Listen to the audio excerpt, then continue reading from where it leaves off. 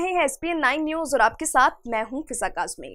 कांग्रेस और मुख्य विपक्षी दल की भूमिका में रहकर हाल में नरेंद्र मोदी सरकार पर हमला बोलने का कोई भी मौका इस समय नहीं छोड़ रही है।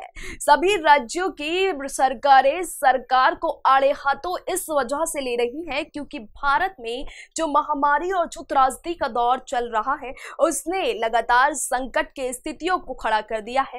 राज्य में स्थितियां आउट ऑफ कंट्रोल हो चुकी हैं, स्थितियां बेकाबू हैं। महाराष्ट्र की बात करें या दिल्ली की, हर राज्य में स्थितियां लगातार गंभीर होती जा रही है। इसको लेकर मुख्य विपक्षी दल की भूमिका में कांग्रेस पार्टी अब लगातार सरकार को आड़े हाथों लेने का कोई भी मौका अब नहीं छोड़ रही है और ना ही वो आगे अपनी रणनीति में इसको छोड़ना चाहती है। लगातार स्थितियां खराब होती जा रही हैं। उस पर सुप्रीम कोर्ट ने भी आज केंद्र की मोदी सरकार को फटकार लगाई है कि जल्द से जल्द ऑक्सीजन सभी राज्यों को मुहैया कराई जाए। लेकिन वैक्सीनेशन को लेकर और टीकाकरण के जो प्राइस जो आए हैं सामने उसको लेकर लगातार केंद्र सरकार के ऊपर सवाल खड़े हो रहे हैं, जिसको लेकर राज्य सरकारें आक्रामक रुख अपनाए हुए हैं। हाल ही में कांग्रेस की अंतरिम अध्यक्ष सोनिया गांधी ने प्रधानमंत्री नरेंद्र मोदी को पत्र लिखकर वैक्सीनेशन और फिर टीकाकरण के रेट्स को लेकर निशाना साधा है। उन्होंने कहा है कि राज्य सरकारों को केंद्र सरकार से अलग किस तरीके से रेट में वैक्सीन बेची जा रही है, इसका स्पष्टीकरण खुद प्रधानमंत्री नरेंद्र मोदी को देना चाहिए। इससे पहले राज्य सरकारें यानी कि गैर शासित बीजेपी राज्य सरकारें लगातार सामने आकर ये मांग कर रही हैं कि केंद्र सरकार के अकॉर्डिंग ही उन राज्यों को भी उन्हीं दामों में पैसों में वो वैक्सीन मुहैया कराई जानी चाहिए। लेकिन अभी वैक्सीन के रेट अलग हैं। लगातार ये स्पष्टीकरण मांगा जा रहा है कि किस आधार पर इस दामों को रखा गया है राज्यों को। हाल ही में ममता बनर्जी ने भी प्रधानमंत्री नरेंद्र मोदी से मांग की है कि ये सवाल पूछा है कि किस आधार पर ये रेट्स फिक्स किए गए हैं। हालांकि प्रधानमंत्री नरेंद्र मोदी ने देश के नाम अपने संबोधन में स्पष्ट कर दिया था, लॉकडाउन की स्थिति को भी उन्होंने नकार दिया था और पूरी की पूरी गेंद राज्य सरकारों के हाथ में सौंप दी थी। हाल ही में मनमोहन सिंह ने भी प्रधानमंत्री नरेंद्र मोदी को एक पत्र लिखकर काफी ज्यादा मांगे की थी कि जल्द से जल्द स्थितियों पर कंट्रोल किए जाना चाहिए और कुछ सुझाव भी दिए थे, जिसका स्पष्टीकरण प्रधानमंत्री नरेंद्र मोदी ने नहीं लेकिन स्वास्थ्य मंत्री डॉक्टर हर्षवर्धन सिंह ने आके सामने दिया था, जिसके बाद पूरा विवाद गर्मा गया था और आरोप प्रत्यारोप का दौर शुरू हो गया था। लेकिन कांग्रेस के अंतरिम अध्यक्ष सोनिया गांधी हो या महासचिव प्रियंका गांधी या पूर्व अध्यक्ष राहुल गांधी लगातार केंद्र की मोदी सरकार को आड़े हाथों ले रहे हैं। लेकिन क्या कांग्रेस की ये रणनीति बीजेपी सरकार के लिए मुसीबत बन सकती है? आगे इस रिपोर्ट में देखिए। देश फिलहाल कोरोना की दूसरी लहर की चपेट में है। देश में बीते एक दिन में कोरोना के 3 लाख से ज्यादा मामले सामने आ चुके हैं।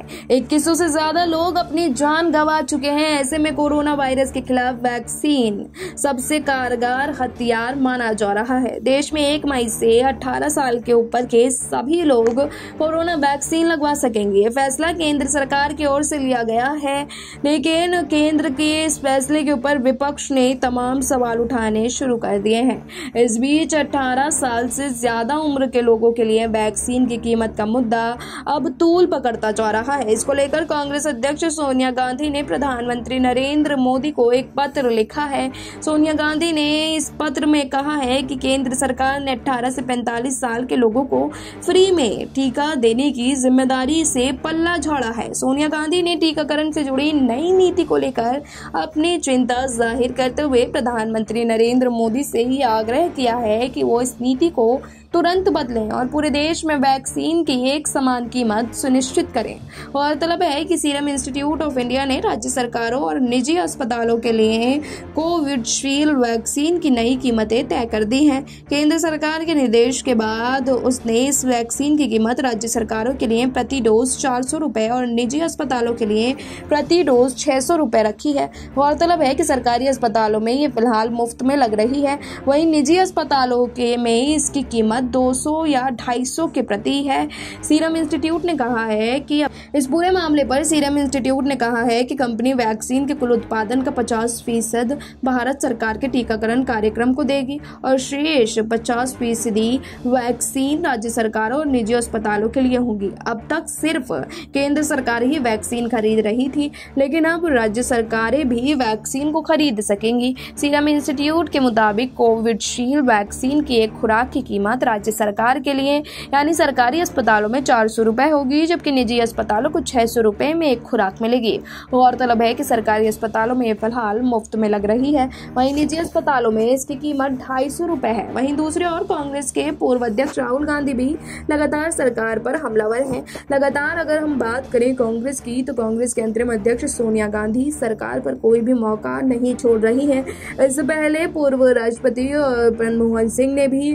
पहले पूर्व प्रधानमंत्री मनमोहन सिंह ने भी केंद्र की मोदी सरकार को कोरोना वैक्सीन और इस महामारी के संकट से निकलने के लिए सुझाव दिए थे। अपना एक पत्र प्रधानमंत्री नरेंद्र मोदी को सौंपा था, लेकिन उस पर डॉक्टर हर्षवर्धन यानी स्वास्थ्य मंत्रालय की ओर से बहुत ही चौंकाने वाला बयान सामने आया था, जिसके बाद राजनीति के मामले तूल पकड़ता गया। इस पूरे मामले ने राजनीति का रूप ले लिया और आमने सामने से आरोप प्रत्यारोप का दौर शुरू हो गया। बहरहाल जहां गांधी परिवार इस पूरे मुद्दे पर सक्रियता दिखा रहा है, वहीं अब कांग्रेस के पूर्व अध्यक्ष राहुल गांधी भी इस पूरे मामले पर नजर बनाए हुए हैं। हालांकि राहुल गांधी की भी कुछ दिन पहले ही कोरोना रिपोर्ट पॉजिटिव आने के बाद उन्होंने सरकार से अपील की थी कि जल्द से जल्द इस महामारी के संकट से देश को निकाला जाए, रणनीतियों का सहारा लिया जाए ताकि जल्द से जल्द इस गंभीर महामारी की चपेट से भारत निकल सके। लेकिन हाल ही में लगातार कांग्रेस परिवार की ओर से मोदी सरकार को आड़े हाथों लिया जा रहा है। हाल ही में सोनिया गांधी ने पत्र लिखकर वैक्सीन के दामों को एक बार फिर मुद्दा उठा दिया है वैक्सीन के दामों पर। वहीं दूसरी ओर कांग्रेस के पूर्व अध्यक्ष राहुल गांधी ने भी कोरोना संक्रमण के बढ़ते मामलों पर मोदी सरकार पर हमला बोला है। राहुल गांधी ने इस पूरे मामले पर कहा है कि कोरोना महामारी से निपटने के लिए झूठे उत्सव और खोखले भाषण की नहीं बल्कि समाधान की जरूरत है। राहुल गांधी ने ट्वीट करके कि घर पर पृथकवास में हूं और लगातार समाचार देख रहा हूं। भारत में संकट सिर्फ कोरोना वायरस ही नहीं है, बल्कि केंद्र सरकार की जन विरोधी नीतियां भी हैं। जो झूठे उत्सव और खोखले भाषण ही नहीं चाहिए, देश को आगे समाधान चाहिए। वहीं दूसरी ओर प्रियंका गांधी वाड्रा भी लगातार केंद्र की मोदी सरकार को आड़े हाथों ले रही हैं। इससे पहले कांग्रेस महासचिव प्रियंका गांधी ने केंद्र की जगह उत्तर प्रदेश की योगी आदित्यनाथ सरकार पर हमला बोला। उत्तर प्रदेश में कोरोना वायरस संक्रमण की दूसरी लहर के बीच राज्य सरकार पर शासन करने में पूरी तरह विफल रहने का प्रियंका गांधी ने आरोप लगाया है। उन्होंने कहा है कि योगी सरकार लोगों की रक्षा करने और सहयोग देने की भूमिका पहले ही छोड़ चुकी है और अब तो वो आक्रामकता की भूमिका में आ गई है। पार्टी के उत्तर प्रदेश प्रभारी प्रियंका ने यह भी कहा कि कोविड-19 संकट से निपटने में बीजेपी सरकार की तरह से एक तरफ और एक बार से लोगों के प्रति अहंकारी, अध्ययनवादी और अमानवीय रवैया देखने को मिल रहा है। उन्होंने ये टिप्पणी उस वक्त की जब उत्तर प्रदेश में हाल ही में कोरोना संक्रमण के रिकॉर्ड तोड़ मामले सामने आए हैं, जिसमें से 33,000 मामले उत्तर प्रदेश से सिर्फ सामने आए हैं। उत्तर प्रदेश में कोरोना वायरस संक्रमण की स्थितियां बेहद खराब होती जा रही हैं। संक्रमण के हालात के बारे में पूछे जाने पर प्रियंका ने कहा कि बुनियादी मुद्दा ये है कि राज्य सरकार जनता की रक्षा करने, सुविधा देने और सहयोग देने का काम बहुत पहले बंद कर चुकी है। उन्होंने आरोप लगाया, उन्होंने कहा कि राज्य सरकार लगातार आक्रामकता दिखा रही है और आक्रामकता की भूमिका इख्तियार कर रही है। कोविड महामारी से वो जिस तरह निपट रही है, उससे उत्तर प्रदेश के लोगों के प्रति एक बार फिर से उसका अहंकारी, अति न्यायवादी और अमानवीय रवैया सामने आ रहा है। प्रियंका गांधी ने दावा किया कि शासन के स्तर पर सबसे बड़ी विफलता ये रही कि कोई योजना नहीं थी, कोई तैयारी नहीं थी और कोई दूरदर्शिता नहीं दिखाई दे रही है, क्या कोई आगे की रणनीति नहीं दिखाई दे रही है। उन्होंने कहा कि दुनिया के कई देशों में इस महामारी की दूसरी लहर का सामना किया, हमने उनसे क्या सीखा, हमने पहली लहर और दूसरी लहर के बीच के समय का कैसे इस्तेमाल किया।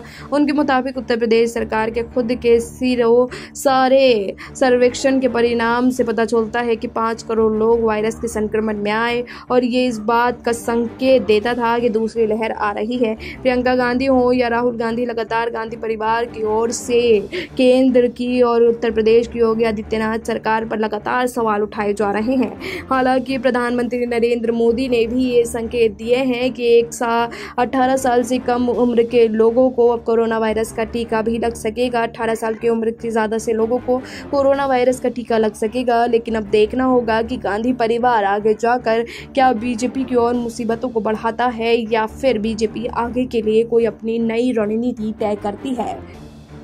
अब देखना होगा कि कांग्रेस की इस आरोप प्रत्यारोप का बीजेपी सरकार पर क्या असर पड़ता है। क्या कुछ तब्दीलियां आने वाले समय में सरकार की ओर से की जाती हैं या इसी संकट को निकालने के इस समय में कुछ निपटारा आगे किया जाता है। फिलहाल अभी के लिए इतना ही, लेकिन देश और दुनिया की तमाम बाकी खबरों के लिए आप जुड़े रहिए SPN9 न्यूज़ के साथ।